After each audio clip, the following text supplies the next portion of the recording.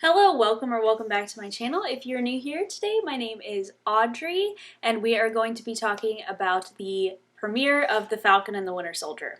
So I will let you know if it looks a little different from, there's going to be a cut.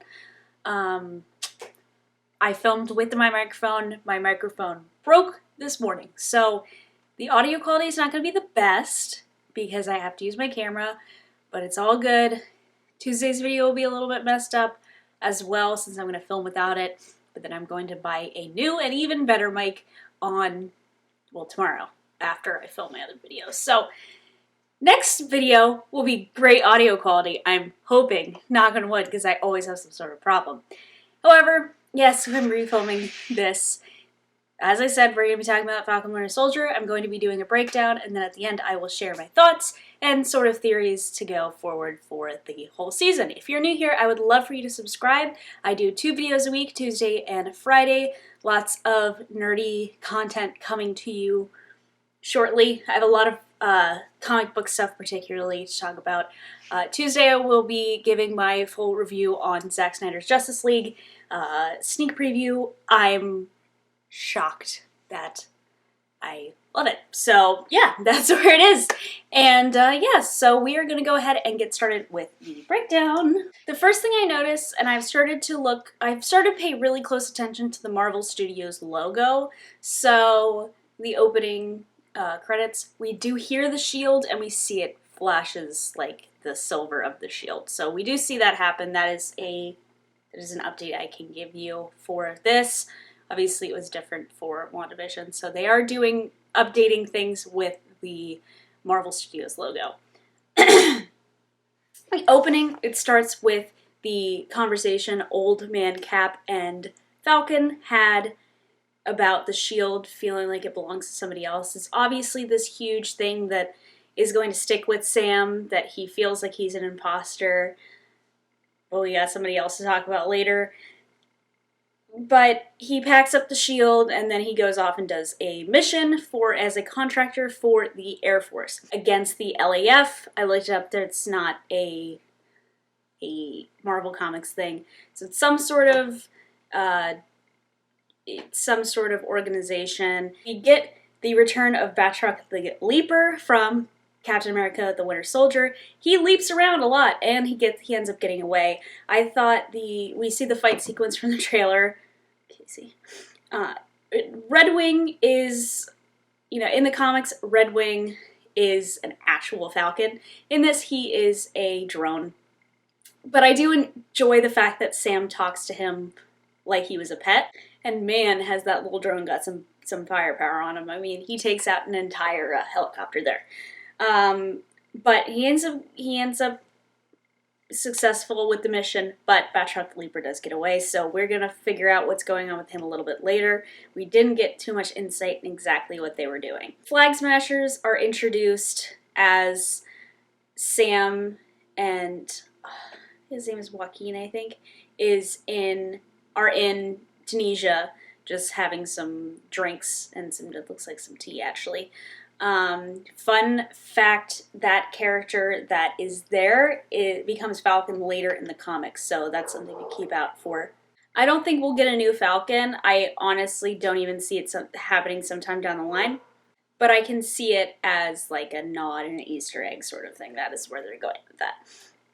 But we find out about the Flag Smashers. They're an organization that thinks life was better during the blip and that that there should be no countries and we should all live without borders.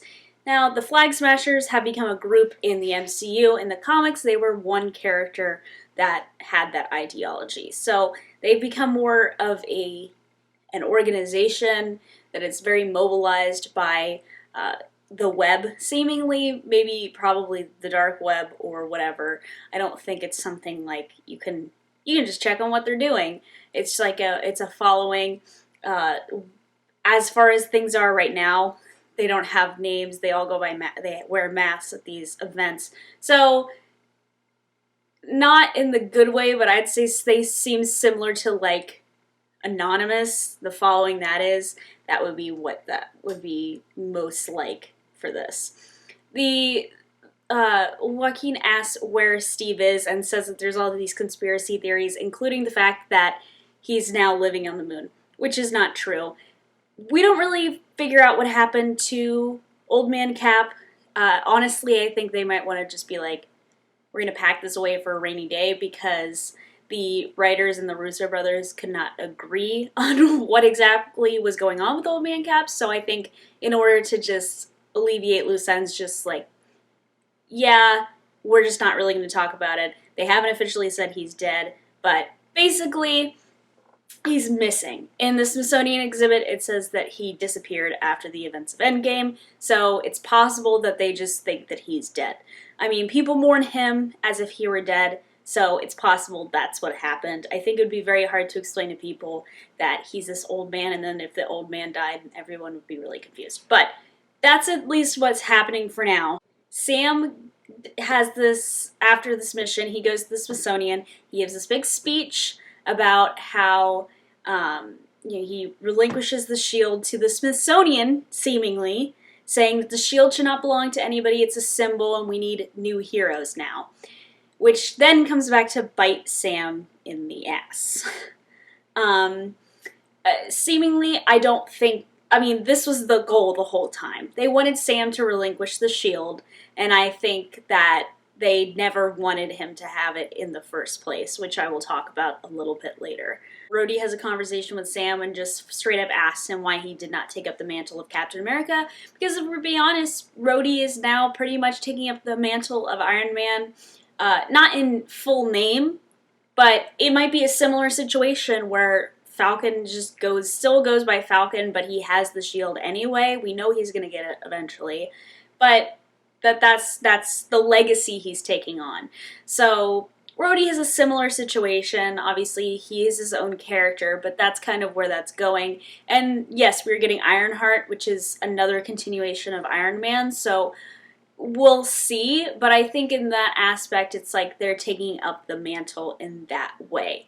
So I think it's just foreshadowing that, he may or may not end up as Captain America, but I think he will end up with the shield. So that's my thoughts. Honest to God, my microphone just broke.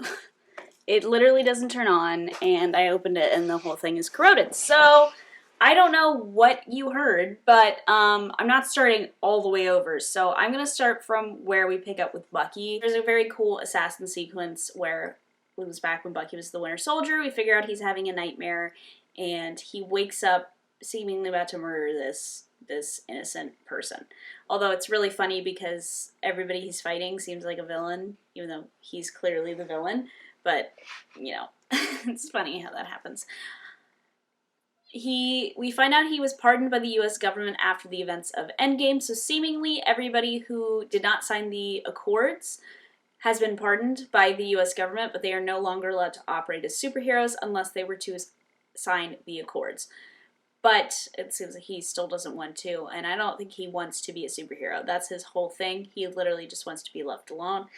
And he's having a therapy session, and it's not going very well. The therapist isn't very nice to him. He's not very nice to the therapist, and he's talking about how he just wants peace, and she says that that's BS, and that he needs to not be left alone. He needs to be with other people, and we find out he's been ignoring Sam. Like, what's going on with that?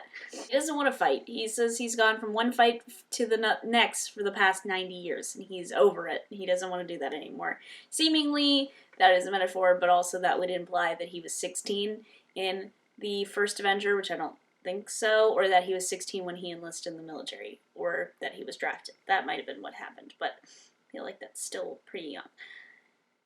Bucky says he had peace in Wakanda. He liked it. He had it for a brief moment. He liked his time in Wakanda, and I guess he's just not allowed to go back. He has to stay in the U.S. for some reason. I mean, Wakanda's got their own thing going on, especially now that they're going to try to work out that T'Challa's not going to be around anymore, so they'll kind of have to figure that out. So, the old man is Yuri. He's hanging out with him. He's just this old Asian man. They go out to lunch every week, and he asks... The old man asks out the waitress for Bucky And it's funny because Bucky doesn't know how to talk to these people. He hangs out with the older man, which seems like he's just, you know, a nice young man doing that. But really they have more in common, and he's older than the old man. So that's what's going on. I mean, we find out a little bit later why he's hanging out with him, but they have this whole thing, and he's like, I don't know if I want to do this, and blah, blah, blah. So then we go back to Sam. Sam is in Louisiana. He meets up with his sister. We find out that their fish and shrimping business is not doing well. They haven't made profit, and they're going to have to sell the boat and sell off the family business, which Sam doesn't want to do. So they try to go away around that, but they are not successful after they go to the bank later, and the bank teller and the guy with the loan is all excited to see Sam, but is not willing to help him and his sister to get them the loan that they need to save the business. Bucky has the most uncomfortable date I've ever seen because he doesn't know what to do on this date. They play Battleship, and they have all this. He talks a little bit about his sisters and his parents that are obviously dead, and how he misses them and he loves them. We find out that the Flag Smashers are definitely enhanced. We don't know how, either with some version of the super soldier serum, or it's some version of mutants. I guess we'll kind of figure out what they're going to go with later. My money would be on the super soldier serum. I don't think it would be mutants, but who knows? I mean, we're having people get powers in all sorts of ways, so maybe this is how they're going to introduce mutants. I guess we'll see. And then the final thing is Sam turns on the TV. His sister turns on the TV to show him that they introduce John Walker as Captain America, and it is the nastiest thing I've ever seen. He's an imposter. I feel like everybody is super uncomfortable at this, and I mean, I knew this was coming, obviously from the trailers, but, you know, I get a lot of thoughts on this. I had to think about it. The U.S. government is probably thrilled that Steve Rogers is dead. Steve Rogers, or seemingly, but he's not in operation anymore. Steve Rogers disobeyed them. He went off and became a vigilante and a fugitive. And he did all this stuff, and he didn't listen to the U.S. government. He wasn't the U.S. government poster boy that they wanted him to be. He was his own person who didn't just take blind orders. That's not the person they want for the military. They want somebody that can be easily manipulated and they can boss around and do whatever they want with, which is who John Walker is. So they definitely don't want Falcon to have the shield for several reasons. A, because he was friends with Steve and shares his similar ideology. However, Sam has been working for the government. He has since signed the Accords. He has since been this great American hero for them. However, I think the way that they're going to play with this, especially with the showrunner, is that he's black. They don't want a black Captain America. That's going to divide the U.S. So they want this white poster boy that they can have. I think that they're going to go about with the original Captain America in Isaiah Bradley, in which there was an original Captain America and they just couldn't get behind a black man as Captain America, and that was what was going on. And I think it's going to be a similar situation here. We know that Bucky's going to be in Louisiana with them. We know that he's going to also be in one of those planes. So I think they're going to unite in the aspect of, like, Bucky's going to try to reach out and he wants a buddy.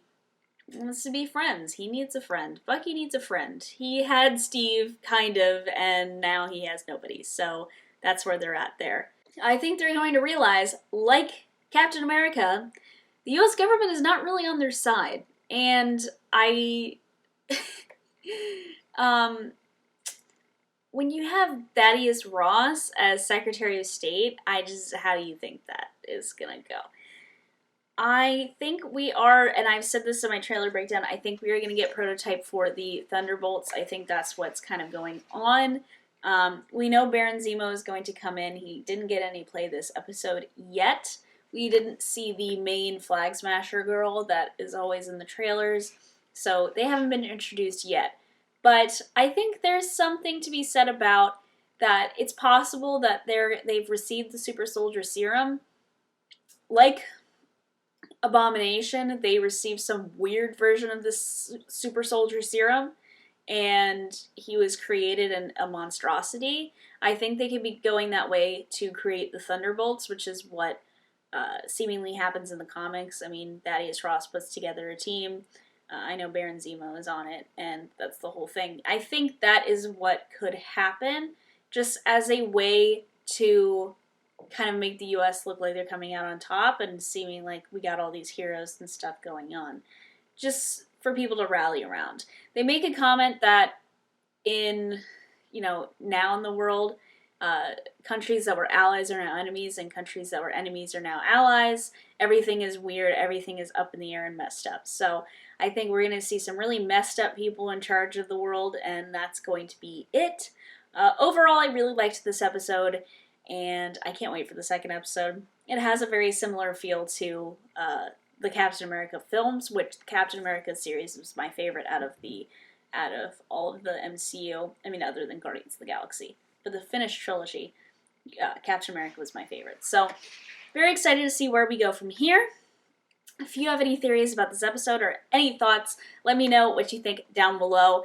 Once again, I apologize for any of the audio issue, and if half of my breakdown was cut out because of my mic breaking. So, I don't know what happened there, but I guess that explains the weird mic issues that I've been having. But I guess I will go and try to order a new mic and get a new and better mic, so hopefully next week I'll have better audio quality. But take care, everybody. I was going to say I love you, but I don't know y'all, so maybe I do love you. Who knows? And thank you guys so much for watching, and I will see you on Tuesday with a new video, or I will see you next week for episode 2.